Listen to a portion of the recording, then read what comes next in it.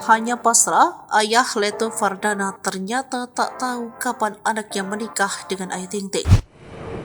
Pasca prosesi lamaran yang mengejutkan publik, kini jadi pertanyaan kapan Ayu Ting Ting dan Leto Fardana akan menikah. Ayah Leto Fardana, Darsya Akib, memberikan klarifikasi sebab kapan momen pernikahan anaknya dengan presenter ternama tersebut terus saja dipertanyakan publik. Akan tetapi Darsya mengaku juga tidak tahu rencana pernikahan anaknya. Padahal Leto Fardana dan Ayu Ting Ting sudah melewati proses lamaran. Biasanya pada proses lamaran, kedua belah pihak yang akan menikah sudah menentukan kapan tanggal pernikahan ditetapkan. Lantas apa alasan Darsya sehingga dirinya sendiri tidak tahu tanggal pernikahan sang anak? Sebelum anaknya melamar, Darsya rupanya tak tahu siapa Ayu Ting Ting. Pengakuan tersebut diungkap secara langsung oleh ayah Leto Fardana baru-baru ini. Melansir dari tribunjatim.com, Darsya menceritakan awal mula anaknya ingin melamar sang biduan. Ketika sang anak menyebut nama Ayu Ting Ting, Darsya sama sekali tidak mengenal nama itu. Setelah Darsya Akib menanyakan kepada Dana kapan awal mula mengenal Ayu, terakhir Darsya Akib pun mengaku merestui keputusan putranya itu, serta enggan ikut campur atau menilai calon menantunya karena ia sudah yakin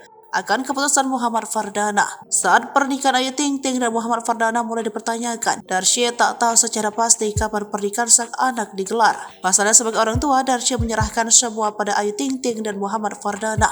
Darsya Akib berujar kemungkinan pernikahan akan digelar tahun ini. Namun Darsya Akib tetap akan mengikuti tanggal yang dipilih sang anak dan calon istrinya. Darsya Akib sendiri mengatakan prosesi lamaran Ayu Ting Ting dan Muhammad Fardana berlangsung secara kilat.